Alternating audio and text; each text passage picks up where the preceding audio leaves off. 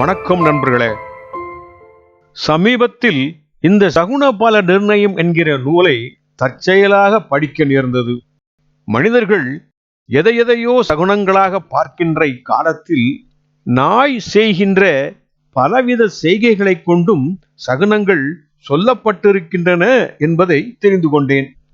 நாய்களின் சேட்டைகள் சங்கடத்தை தருகின்ற போக்காகவும் சில சமயங்களில் ஆக்கிரமிப்பாகவும் அத்துமீறுவதாகவும் இருப்பதால் அவைகளை கட்டுப்படுத்த வேண்டும் என்கிற அரசாணையை கூட இட வைக்கிற நிலையிலும் இன்றைய நாய்களின் நிலைமை இருக்கிறது. கல்லை கண்டால் நாயை காணோம், நாயை கண்டால் கல்லை காணோங்கிற பழமொழியை கேட்டிருக்கலாம். நாய்களின் வாழ்வும் மேலே சொன்ன பழமொழியை போலத்தான் நாளும் ஒரு திண்டாட்டம். சில சமயங்களில் சிலர் ஏதாவது வேலை செய்து முடித்ததும் நாய் படாத பாடு பட வேண்டியிருக்குது என்று அலுத்துக் கொள்வதையும் பார்த்திருக்கலாம். உண்மையில் நாய்கள் பாடுபடுகின்றன என்பதை ஒத்துக்கொள்ளத்தான் வேண்டும். இங்கே நாய்கள் செய்கின்ற செய்கைகளின் சில சகுனங்களை பற்றி சமஸ்கிருதத்தில் சொல்லியிருப்பதை தமிழில் மொழிபெயர்த்து நூலாசிரியர் தந்திருக்கிறார். அதையே அதன் விளக்கத்தோடு இங்கே பதிவிட்டிருக்கிறோம். பார்த்து வரலாமா? இந்த ஸ்லோகம் ஒரு நபர் பயணத்தை தொடங்கும் போதோ அல்லது வீட்டிற்குள் நுழையும் போதோ நாய்கள் காட்டும் அறிகுறிகளை பற்றி கூறுகிறது. பயணத்தடை. ஒரு நாய் தனது வாயில் செருப்பை கவ்விக்கொண்டு நின்றால் அது அந்த பயணத்தை தொடங்குவதற்கு சாதகமான நேரமல்ல என்பதை குறிக்கிறது. நாய் தன் வாயில் மாமிசத்தை கவ்விக்கொண்டு வந்தால் காரிய சித்தி, அதாவது அந்த காரியத்தில் வெற்றி உண்டாகும். ஈரமான எலும்பை கவ்விக்கொண்டு வந்தால் செல்வம் அல்லது பொருள் லாபம் கிடைக்கும். எரியும் கட்டையை, நெருப்புடன் கூடிய கொள்ளியை கவ்விக்கொண்டு வந்தால் சுப பலன்கள் கிடைக்கும் என்று ஒரு சாராரும், அது ஆபத்து என்று மற்றொரு சாராரும் கூறுவர். ஆனால் காய்ந்த எலும்பை கவ்விக்கொண்டு வந்தால் மரணம் அல்லது பெரும் ஆபத்து ஏற்படும். அணைந்த கரியை கவ்விக்கொண்டு வந்தால் தாக்குதல் அல்லது சண்டை ஏற்படும். நாய் தன் வாயில் மனிதனின் தலை, கை அல்லது கால் போன்ற உறுப்புகளை கவ்விக்கொண்டு வந்தால் நிலம் அல்லது சொத்து சேர்க்கை உண்டாகும். பழைய துணிகள் அல்லது கிழிந்த துணிகளை கவ்விக்கொண்டு வந்தால் ஆபத்து நேரிடும். நாய் ஒரு காய்ந்த எலும்பை வாயில் கவ்விக்கொண்டு வீட்டிற்குள் நுழைந்தால் அந்த வீட்டின் தலைவனுக்கு ஆபத்து அல்லது மரணம் கூட நேரலாம். நாயானது சங்கிலி, கயிறு அல்லது கொடிகளை கவ்விக்கொண்டு வந்தால் சிறைவாசம் அல்லது ஏதோ ஒரு கட்டாயமான உறவுக்கோ நட்புக்கோ ஆளாக நேரிடும். நாய் தனது காதுகளை வேகமாக ஆட்டிக்கொண்டு உங்கள் கால்களை நக்கினால் அது பயணத்திற்கு தடையை ஏற்படுத்தும். அது தன் உடலை சொரிந்து கொண்டாலோ அல்லது கால்களை மேலே தூக்கி படுத்து கொண்டிருந்தாலோ அது எப்போதும் தீய பலனையே தரும் என்றும் சொல்லிவிட்டு அடுத்ததாக திசைகளுக்கு தக்கபடி நாய்களின் செய்கைகள் மூலம் ஏற்படும் பலன்களை சொல்லப்படுகிறது. நாயானது சூரியோத காலத்தில் கிராமத்தின் நடுவில் நின்று கொண்டு சூரியனுக்கு எதிரில் ஒன்றாகவோ அல்லது நிறைய நாய்கள் சேர்ந்தோ அழுமானால் வெகு விரைவில் அந்த நாட்டிற்கு புதிதாக வேறு அரசாட்சி வரும் என்று உரைப்பதாகவே சகுனபல நிர்ணயம் நூல் சொல்கிறது. நாயானது சூரியனுக்கு எதிராக தென்கிழக்கில் இருந்து கொண்டு ஊளையிடுமானால் அப்போது வெகு சீக்கிர காலத்திற்குள் திருடர், நெருப்பு இவற்றால் பயம் உண்டாகும் என்றும், நடுப்பகலில் சூரியனுக்கு எதிராக நின்று ஊளையிடுமானால் நெருப்பு மரணம் இவற்றை சொல்லுகிறதென்றும், மாலையில் சூரியனுக்கு எதிராக நின்று ஊளையிடுமானால் இரத்தப்பெருக்கையும் கலவரத்தையும் வருமென்று உரைப்பதாகவே சொல்லுகிறது. மேலும் சொல்கிறார், சூரியாஸ்தமன காலத்தில் சூரியனுக்கு எதிர்முகமாக நின்று கொண்டு நாய் ஊளையிடுமானால் பயிரிடுகின்ற விவசாயிகளுக்கு வெகு சீக்கிரத்தில் பயம் உண்டாகும் என்பதை தெரிவிக்கும். பிரதோஷ காலத்தில் தென்கிழக்கு திசையில் இருந்து கொண்டு வடமேற்கு திசையை பார்த்து ஊளையிடுமானால் காற்று, திருடர் இவற்றிடமிருந்து உண்டாகும் பயத்தை உரைக்கிறது என்றும் இன்னும் வேறு சில சகுன பலன்களையும் உபதேசிக்கிறார். நள்ளிரவில் வடக்கு முகமாய் நின்று கொண்டு ஊளையிடுமானால் பிராமண பீடையையும் பசு பிறரால் அபகரிக்கப்படுதலையும் தெரிவிக்கும். ராத்திரியின் முடிவில் வடகிழக்கு திக்கை நோக்கி நின்று கொண்டு ஊளையிடுமானால் கன்னிகை தூஷணத்தையும் அக்னியையும் கற்பம் கலைந்து விடுதலையும் தெரிவிக்கும் என்றும் சொல்லிவிட்டு அடுத்ததாக வேறு சிலவற்றையும் உபதேசிக்கிறார். நாய்கள் புற்களின் குவியல்களிலோ, அதாவது வைக்கோல் போர் முதலியவற்றிலோ, மாடியிலோ, திறந்த வீடுகளிலோ இருந்து கொண்டு உறக்க ஊளையிடுமானால் அதிகமான மழையையும், மழைக்காலம் தவிர மற்ற காலங்களில் அதிகமான இறப்பு, நெருப்பு, பலவித ரோகங்கள் இவற்றையும் தெரிவிக்கும் சகனம் என்றும், மழை காலத்தில் மழை பொழியாதிருக்கும் சமயத்தில் நாய்கள் தண்ணீரில் இறங்கி அந்த தண்ணீரின் நடுவில் நின்று கொண்டு அடிக்கடி வலது பக்கமிருந்து இடது பக்கமும், இடது பக்கமிருந்து வலது பக்கமுமாக சுற்றுகின்றவைகளாகவோ அல்லது அந்த நீரை கலக்குகின்றவைகளாகவோ தண்ணீரை குடிக்கின்றவைகளாகவோ காணப்படுமானால் 12 தினங்களுக்குள் மழை பொழியும் என்பதை தெரிவிக்கும் சகுனங்களாகும் என்றும். அடுத்ததாக இந்த ஸ்லோகம் ஒரு வீட்டில் நாய் வாசலில் நின்று கொண்டு செய்யும் செயல்களுக்கான பலன்களை கூறுகிறது.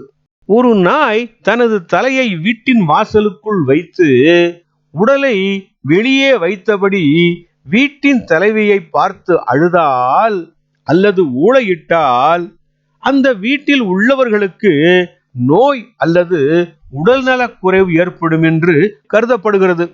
அதே போல நாய் வீட்டிற்குள் அமர்ந்து கொண்டு முகம் வாசலை நோக்கி இருக்குமானால் அந்த வீட்டில் உள்ளவர்களுக்கு ஒழுக்கம் அல்லது நற்பெயருக்கு களங்கம் விளைவிக்கும் செயல்கள் நடக்கும் என்பதை குறிப்பதாகவும் சொல்லப்படுகிறது. நாயானது வீட்டின் சுவரை நகங்களால் பிராண்டுமானால் அந்த வீட்டில் கன்னம் வைப்பவன் மூலம் பயம் உண்டாகும். பசுக்கள் கட்டுமிடத்தை நாயானது நகங்களால் பிராண்டுமானால் பசுக்கள் திருடர்களால் அபகரிக்கப்படும் என்பதை தெரிவிப்பதென்றும், நெல் விளையும் பூமியை பிராண்டுமானால் தானிய லாபத்தை தெரிவிக்கும் என்றும், அடுத்ததாக நல்லவைகள் கெட்டவைகளுக்குமான நாயின் வேறு விதமான செய்கைகளை உபதேசிக்கிறார்.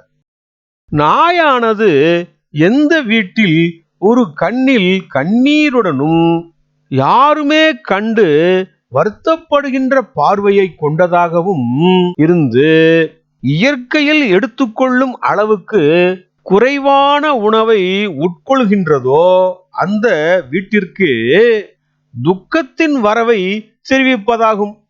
நாயானது பசுக்களுடன் விளையாடி கொண்டிருந்தால் அந்த வீட்டிற்கு சுபிக்ஷத்தையும், கிடைத்த பொருளுக்கு அழிவில்லாமையையும், ஆரோக்கியத்தையும், சந்தோஷத்தையும் தெரிவிக்கும் என்றும், மேலும் நாயானது யாத்திரை செய்பவனுடைய இடது காலை முகர்ந்து பார்க்குமானால் தனத்தின் வரவு உண்டாகும். வலது காலை முகர்ந்தால் பெண்களுடன் சண்டையை தெரிவிக்கும். நாய் யாத்திரை செய்பவனுடைய இடது தொடையை முகர்ந்தால் இந்திரியங்களால் அனுபவிக்கத்தக்க வாய்ப்பும் சந்தனம் பூக்கள் போன்றவைகளின் நறுமணத்தை நுகர்கின்ற அனுபவமானதும் உண்டாகும். வலது தொடையை முகர்ந்தால் சொந்தங்களுடனும் நண்பர்களுடனும் விரோதம் உண்டாகும் என்றும் சொல்லிவிட்டு வேறு சகுன பலன்களையும் உபதேசிக்கிறார். நாயானது யாத்திரை செய்பவனுடைய 2 கால்களையும் ஒரே சமயத்தில் முகருமானால் யாத்திரை செய்வது அனாவசியம் என்பதையும் இருந்தவிடத்திலேயே விரும்பிய பொருளின் லாபத்தையும் தெரிவிக்கும். யாத்திரை செய்பவன் வசிக்கும் இடத்தில் இருக்கிற 2 பாதரட்சைகளை முகருமானால் சீக்கிரமா யாத்திரை செய்ய வேண்டும் என்பதை தெரிவிக்கும் சகுனம் என்றும் சொல்லிவிட்டு நாயானது யாத்திரை செய்பவனுடைய 2 கைகளையும் முகர்ந்து பார்க்குமானால் சத்துருக்கள் திருடர்கள் இவர்களுடன் சேர்க்கையை அறிய வேண்டும். நாயானது மோதகம் போன்ற தின்பண்டங்களையோ மாமிசம் எலும்பு இவைகளையோ சாம்பலில் மறைத்து வைக்குமானால் சீக்கிர காலத்தில் தீ விபத்தை தெரிவிக்கும் என்றும் சொல்லுவதையே கர்க்காசாரியாரும் உபதேசித்திருக்கிறார். நாயின் செய்கைகளை பற்றிய மற்றுமுள்ள விசேஷத்தையும் உபதேசிக்கிறார். நாயானது கிராமத்தில் முதலில் குறைத்துவிட்டு சுடுகாட்டிற்கு சென்று அங்கும் குறைக்குமானால் கிராமத்தில் பிரதான புருஷன் எவனோ அவனுக்கு மரணம் உண்டாகும் என்பதை தெரிவிக்கும். யாத்திரை செய்பவனுக்கு எதிரில் நின்று கொண்டு அழுமேயானால் யாத்திரை செய்ய வேண்டாம் என்பதை தெரிவிக்கும். மேலும் சொல்கிறார், நாயானது ஊ என்று அக்ஷரத்தை உச்சரிப்பது போல குறைக்குமானால் காரிய சித்தி உண்டாகும். யாத்திரை செய்பவனுடைய இடது பக்கத்தில் ஓ என்ற அக்ஷரத்தை உச்சரிப்பது போல் குறைக்குமானாலும் காரிய சித்தி உண்டாகும். ஔ என்ற அக்ஷரத்தை உச்சரிப்பது போல குறைக்குமானால் யாத்திரை செய்பவனுக்கு காரிய சித்தியில் கலக்கத்தை தெரிவிக்கும் சகுனம் என்றும், யாத்திரை செய்பவனுக்கு பின்னால் நின்று கொண்டு எவ்விதமாக குறைத்தாலும் யாத்திரை செய்யக்கூடாது என்பதை தெரிவிக்கும் என்றும் மேலும் சொல்கிறார். எந்த நாய்கள் கழியினால் அடிக்கப்பட்டவைகள் போல கம் கம் என்று உரக்க அடிக்கடி குறைக்கின்றனவோ அவைகளும் ஒன்று கூடி கிராமத்தை சுற்றி சுற்றி வருகின்ற நாய்களும் கிராமம் பாழடைந்து போவதையும் கிராமத்தில் மரணபயம் உண்டாகும் என்பதை தெரிவிக்கின்ற சகுனமென்றும் சொல்லிவிட்டு மேலும் சொல்கிறார், நாயானது பற்களை வெளியில் காட்டிக்கொண்டு கடவாய்களை நாக்கினால் நக்குமானால் நாயின் செய்கையின் மூலம் அறிய வேண்டிய பலன்களை அறிந்த மகான்கள் நல்ல ஆகார லாபம் கிடைக்கும் என்கின்றனர். கடவாய்களை நக்காமல் முகத்தையே நக்குமானால் உண்ண ஆரம்பித்த மனிதனுக்கும் உணவு கிடைக்காமல் போகும் என்பதாகும் என்று சொல்லிவிட்டு, எந்த நாய்களும் கிராமத்தினுடைய அல்லது நகரத்தினுடைய மத்தியில் ஒன்று கூடி அடிக்கடி குறைக்கின்றனவோ அவைகள் அந்த கிராமத்திற்கோ நகரத்திற்கோ தலைவனுக்கு துக்கத்தை தெரிவிக்கின்றன என்பதாகும். இன்னும் சொல்கிறார், நாயானது மரத்தின் அருகில் சென்று மரத்தை பார்த்து குறைக்குமானால் மழை பொழியும். நகரத்தின் கோட்டை வாயிற்படியின் தாப்பாளின் அருகில் நின்று குறைக்குமானால் மந்திரிக்கு பீடை உண்டாகும். வீட்டிற்குள் நுழைந்து வடமேற்கு மூலையில் குறைக்குமானால் பயிர்களுக்கு கெடுதல் உண்டாகும். பட்டினத்தின் கோட்டை வாயிற்படியில் நின்று குறைக்குமானால் பட்டினத்திற்கே கெடுதல் உண்டாகும். படுக்கையில் நின்று கொண்டு குறைக்குமானால் அந்த படுக்கைக்கு சொந்தக்காரருக்கு பயத்தை தெரிவிக்கும். யாத்திரை செய்யும் பொழுது பின்புறமாக நின்று குறைக்குமானால் யாத்திரை செய்பவனுக்கு பயத்தை கொடுப்பனவாக இருக்கும். ஜனங்களுடைய கூட்டத்தின் இடது பக்கத்திலிருந்து குறைக்குமானால் அந்த ஜனக்கூட்டத்திற்கு பகைவர்களிடமிருந்து பயத்தை தெரிவிக்கும் என்றும் சகுன பல நிர்ணயத்தில் சொல்லப்பட்டிருக்கிறது. இப்படியாக நாயின் செய்கைகளை சகுனமாக மக்களுக்கு சொல்லி இருக்கிறார். நாயை கண்டால் அவைகள் என்ன சகுனத்தை உரைக்கின்றன என்பதை அறிந்து கொண்டு செல்வதற்கு வழி சொல்லி தருகிறார். எங்கே சென்றாலும் எதை செய்தாலும் நல்லதையே செய்கிற போதும் நல்லதையே நினைத்து செயல்படுகிற போதும் இவைகள் இறைவனால் செயல்படுத்தப்பட்டதாகவே நினைத்து செய்ய வேண்டியதை ஆழமாக சிந்தித்து செய்ய வேண்டிய காலத்தில் முழு மனதோடும் உறுதியோடும் செயல்படும் போது அந்த செயலானது இறைவனின் ஆசீர்வாதமும் கருணையும் நம்மை வழிநடத்துகிறது என்ற நம்பிக்கையில் முன்னோக்கி செல்கிற போதும் சகுனங்கள் பின்னோக்கித்தான் செல்கிறது என்பதையும் உணர்ந்து கொள்வதற்கு இந்த நேரம் தரப்பட்டுள்ளது என்பதும் கூட நல்ல விஷயம் தானே. பதிவை பார்த்தவர்களுக்கும் மற்றவர்களோடு பகிர்ந்தவர்களுக்கும் கோடானு கோடி நன்றிகள்.